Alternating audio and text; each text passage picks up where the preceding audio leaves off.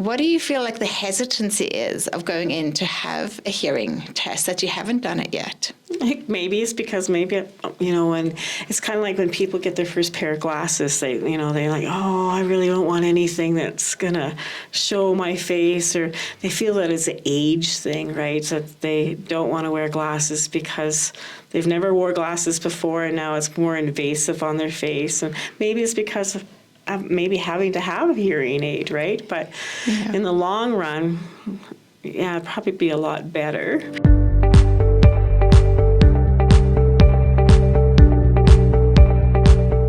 Welcome back to Hear Me Out with Belinda. Today in studio, we have Donna Gamble from I See Clearly, a mobile optician here in Okotoks. Welcome, Donna. Thank you for having me, Belinda. You are welcome. I'm excited about this show. We have practitioners from eyes and ears, two of our most common senses. So, that's right. Yeah. Let's start with the eyes. Let's talk about a little bit about what are the most common symptoms people would experience. Oh, when they're driving, they'll find that they can't focus in on signs, and everything in the distance doesn't have that crispness to it. And then also when they're reading, they'll notice things that are a little bit more gray versus black, so it's not as bold. And depending on different lighting too, they'll struggle. Not being able to see it. Like if they don't have good lighting, that black word's becoming very, very gray, and takes a lot of concentration for them to focus in on it. So would you say then if a person does have some sort of vision loss, they would probably be more tired, maybe a bit more irritable at the end of the day because they're working a bit harder at... Oh, I'm 100%, because it's a brain function, and then we're overworking our brain, and so their concentration level isn't good, so they have to use more brain power as the day goes on. So at the end of the day, their eyes are tired.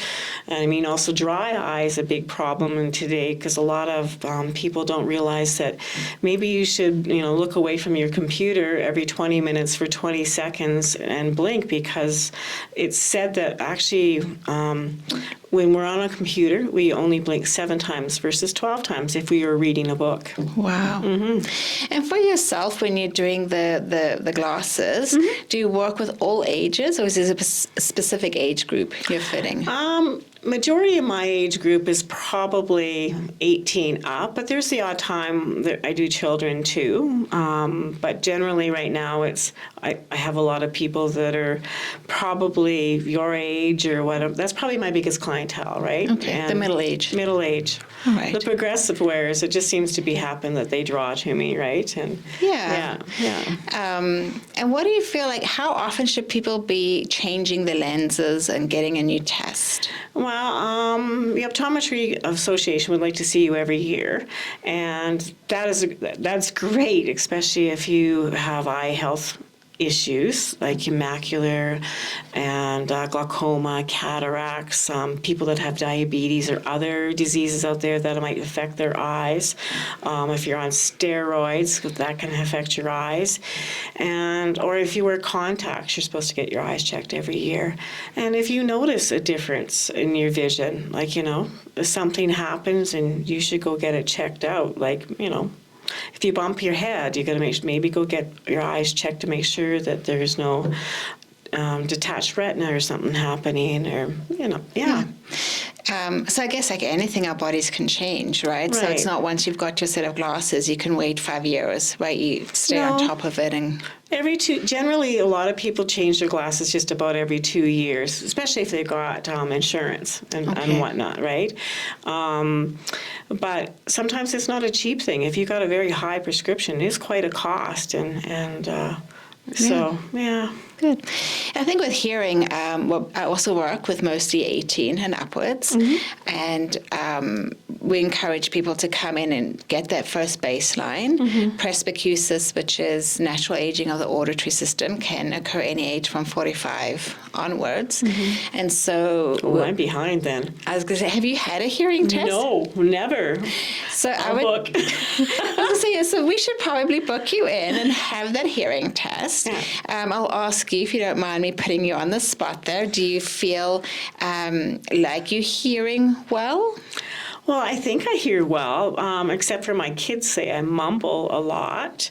Back in 2013, I did have a very severe concussion, which kind of put me in the dark for about up to 6 months. Right, I couldn't take any stimulation, and I sometimes think that affected my hearing.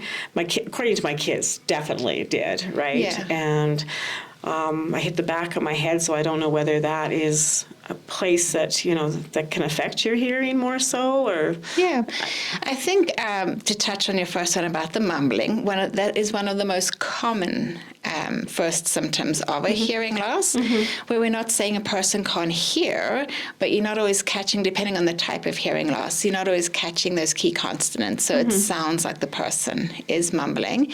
And then just with the way the auditory system works at the back of the head, the auditory cortex, part of the brain, the temple. So it could be, but I think it could be a risk factor for you. So maybe a good idea just to, come on in, have that hearing test. Yeah.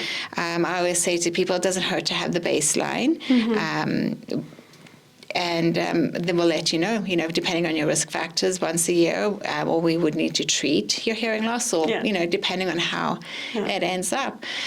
With that, though, what do you feel like the hesitancy is of going in to have a hearing test that you haven't done it yet? I think maybe it's because when it's kind of like when people get their first pair of glasses, they're like, oh, I really don't want anything that's going to show my face, or they feel that it's an age thing, right? So they don't want to wear glasses because they've never wore glasses before, and now it's more invasive on their face. And maybe it's because of maybe having to have a hearing aid, right? But in the long run, it'd probably be a lot better. I can relate to that. I mean, I got my first set of glasses when I was 18, and I remember I have very sensitive eyes, and I remembered I was determined I was going to wear contact lenses. And I think at first I could only wear contact lenses for maybe an hour to a day, and eventually, I built it up that I could wear them. And then, of course, when middle age hit and I was told I needed those progressives and glasses, it was a real hard hit, right, to your self-confidence to get the glasses, get that prescription. But once again, the same thing, I can't work without it. And obviously my quality of life is so much easier having a good set of glasses. But I will admit mine are close to 3 years old. So I'm going to challenge you that I will have to get my eyes tested and come and see you. I'll come to see you because I'm mobile. Oh, okay. So mobile means you'll come and see me. And then, we can do it at the hearing clinic and book you in for your hearing test at the same time. That sounds like a great idea, because I know my kids would probably be very, very happy. And maybe I'll even try to bring a girlfriend of mine, because sometimes I think that she can't hear properly because she talks louder, right? Is that possible? It is possible, because remember, if you're not hearing your own voice, you're going to turn your volume up, right? And that could be a symptom of a hearing loss. But that could be a lot of fun. We will definitely book it. And then we could do a follow-up episode on me with, having my new glasses on and the differences. I mean, just to see if there is a difference for myself after 3 years. And then, for yourself, obviously how the test went for you and what the results were, if you don't mind. Maybe I should get my kids, because they speak, maybe it's them, not me. Maybe, but let's start with you first and see how that goes. Do you ever feel, I'm going to touch on how we first met, which is in this women's entrepreneurial group that you started. And do you ever, and I know from personal experience, I can be a little cynical about things. I think we've all been, taken advantage of. I like to use a dentist, although I do want to say that I have met some wonderful dentists, but in particular, you go to the dentist and they're always going to say you have a cavity and need a filling, right? So you kind of just feel like you're going in knowing that it's going to cost you money. And I sometimes get that sensation from my clients coming in, like they didn't want to come in, their families pushed them to come in, and then they just feel like, well, you're just going to tell me I have a hearing loss and need hearing aids, and is it really true? Are you just taking advantage of me? And so I don't know if that ever happens to you. Well, sometimes I think when people say, well, I don't know what this prescription, what it all means, but like, do I really need that? Do I really need to move into progressives? I know that's going to be more expensive. So they're kind of like, whether it's just denial that their eyes are changing, or whether it's, like, do I really need this, or the cost, concerned about cost. Yeah. Today's economy, I think that we're all a little bit more, Yeah. a little bit more conscious of where our money's going, right? You're right. I think on the cost, though, there's a cost to not treating it, right? Whether it's your eyes or your ears or your overall health, right? If you're going to buy cheap takeout every night, your body's going to pay the price. If versus buying those farmers market, vegetables, right? Yeah. And the same going back there to just creating that network group, right? If we can create that network group, learn about each other's businesses, and then we can create that trust, so we're not as afraid to go in for those appointments, because we know that we can connect. We've connected with that person, they have a good reputation, we've met them, we're comfortable, and we can go in knowing that we're going to get good service and not pretty much be ripped off, right? I think we've all been ripped off. Well, I know with mechanics, I know I have been, but I mean, that's the whole idea of this group, is building a community of people that we trust and there to support each other, business-wise and personal, right? As women, we all understand the different challenges that we might have where, we're raising families and owning our own business, and the cost of that and the stress of that. And, we're trying to multitask sometimes, maybe too much, but as long as, Yeah. And I like the idea of being the mobile optician, actually going to a person's house. Like, I think sometimes it takes a bit of stress off, them getting, somewhere. And also, I do really like that. Yeah, well, a lot of people really appreciate the service, because if they've got family and kids, the kids can still be in front of the TV or doing an activity somewhere else, and and you can have a coffee. I've had some people have a glass of wine. I even, I do little frame parties type of thing, and have a bunch of girls in together to make it fun, and they can say, hey, what do you think of these on me? And they'll be like, who's worse than your, somebody being saying, no, that looks hideous on you. But anyway. Yeah, at least you're getting an honest opinion. Yeah. I think before the show we touched on a little bit about prevention. And so on hearing loss, we can prevent a noise-induced hearing loss, by wearing ear protection, which is really a big thing now in those very noisy workplaces. But, going to concerts and that type of thing, you can get too close to a speaker and unintentionally create a hearing loss. I went to a Justin Bieber concert with my daughter, and oh my gosh, I'm sure I couldn't hear right after that. I'm sure I had ringing for months in one ear, right? No, I should have wore something. Yeah, and that can happen, right? And it's just one of the things that concerts are so common, and it's not something we're thinking about, right? It's not that as far as I know, they're not giving you ear protection when you walk in or putting it on your ticket. There's going to be so many decibels. Wear some ear protection, right? It's the same like eye protection too. One of the most dangerous thing is using your lawnmower and your whippy, right? A lot of things fly up, and if you're not wearing glasses, but safety glasses ideally would be the best way to go, to wrap around a bit, so Yeah. My husband, when we were new immigrants, we had bought this secondhand vehicle, and so he needed to do a little bit of work on it.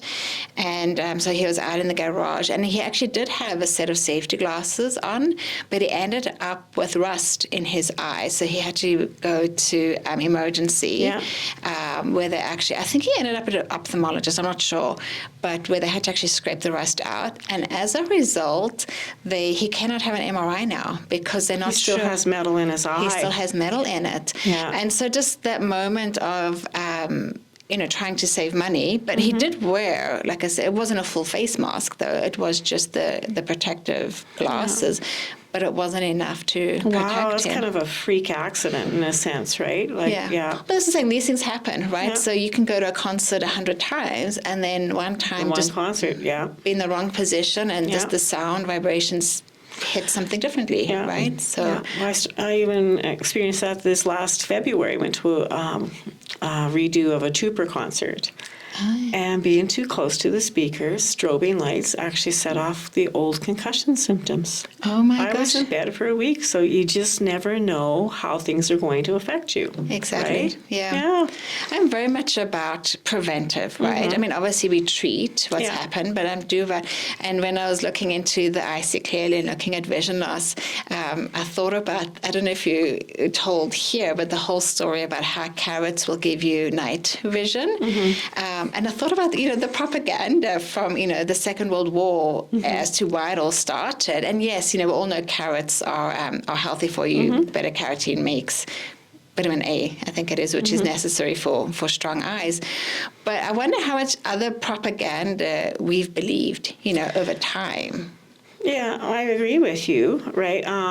But I do believe that proper diet makes big difference with vision and hearing, any part of our body, right? Like, the dry eye is such a big thing in Alberta.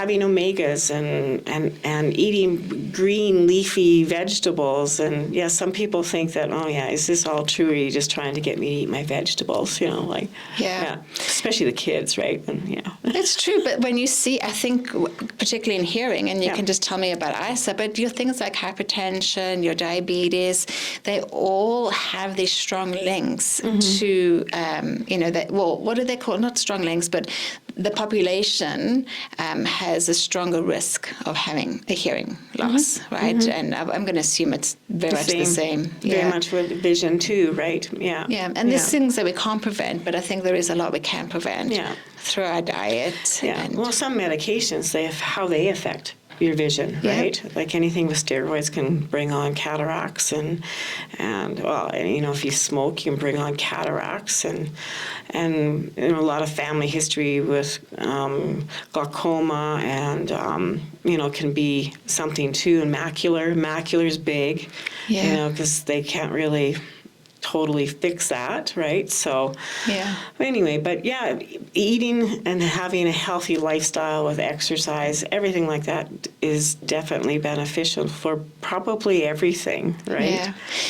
One of my recent guests was someone from the Brain Health Catalyst, and we've spoken a little bit about dementia and that type of thing. Once again, like the focus on the modifiable risk factors, number one being hearing loss, but number two being diet, and diet is actually a big one, and diet is affecting our overall health. And I'm not sure about you and your life, but I know for me, a lot of the time was spent with, trusting and buying, processed foods because it was quick, right? You were buying something like you needed to feed your kids. You thought you were feeding them the nutrients, only to discover years later. Preservatives and all that other stuff that's very harmful to us in different, and it's the same as we're both of our things as a brain thing, and if we're not feeding our brain properly, which over time we feel that sponge sometimes, and we need to squeeze it out and start again. And try to do things properly so that our brain can function properly. Go, like you say, probably go get that hearing test so we're not overloading our brain. Get that vision test. So we're not overloading our brain. I was actually just thinking one of our next guests will have to be someone about sleep, because I'm pretty sure if I haven't a good night's sleep, like you're tired, right? The first thing it affects is for me, it affects my eyes, right? Like it's not, I can see, but I feel like I'm straining, those days. Well, you wake, if you wake up and you're all foggy, then you think it has something to do with your vision, and the communication from here to there, sometimes to the brain might not be that clear. Exactly, right? I see clearly. So, it is. It's actually quite amazing how all these things are interconnected. And going back to having the women's connections groups, I think it's really good to just, start reconnecting within our local communities, making those connections so that we can all live healthier lives, right? For ourselves, for our children, for our parents, for everyone. Well, the group's all about, like I say, forming that community, to be there to support of, whether it's business or personal, not to be afraid to ask any question, because no question's ever a dumb question, because we all might be thinking it, but someone might be embarrassed to actually speak it. But Yeah, and I'd like to see that we maybe create a book of, who's the best mechanic that we can trust, or who's this and who's that, and kind of create that go-to person, that right? go-to person to be comfortable with, right? Absolutely. Yeah. Well, I'm going to just repeat that we have a challenge on, so I'm actually pretty excited about that. We'll set that up after the show, and then, like I said, we'll rebook and have you back in a couple of months or however long it takes to see where both our journeys have taken us. I know, this is going to be fun. I think there'll be some laughs, I can tell. I think there will be some laughs, and I think that's what it's about, right? Just not always being serious, like rolling with the punches, as they say. And so for myself, I mean, I'd say about 85% of my clients wear glasses and hearing aids very successfully. I think there's no need for people to worry or panic anymore. They fit really nicely behind the ear. There's great options for both, from the arm, length where they sit and to the type of hearing aid and everything. Yeah. So, I'm excited to work with you. Yeah, I'm looking forward to it. I am, actually. Good. I think, that's it. I'm going to close off the show for today. Okay. Thank you so much for being my guest. Thank you again. And I look forward to chatting again.